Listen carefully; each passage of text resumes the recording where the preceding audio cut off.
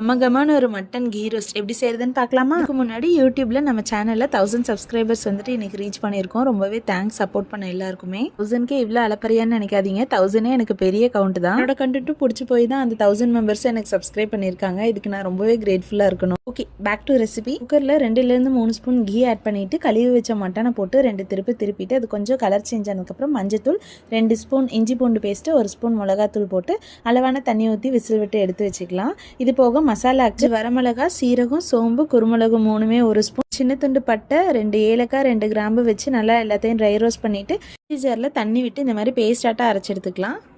அகலமான பாத்திரத்தில் இன்னும் 3 ஸ்பூன் வந்துட்டு கீ ஆட் பண்ணிவிட்டு நம்ம அரைச்சி வச்ச பேஸ்ட்டு, இது கூட தேவையான அளவுக்கு உப்பு, தயிர் ஆட் பண்ணி நல்லா நெய் பிரிஞ்சு வர வரைக்கும் வணக்கிட்டு வேக வச்சுருந்த மட்டனை எடுத்து அதில் ஆட் பண்ணி நல்லா பெரட்டிட்டு அந்த வேக வச்ச தண்ணியுமே இதில் ஆட் பண்ணி நல்லா வற்ற வச்சு இறக்கணும். கடைசியாக மல்லித்தலையும் கருவேப்பிலையும் ஆட் பண்ணால் சூப்பரான கீ ரோஸ்ட் ரெடி.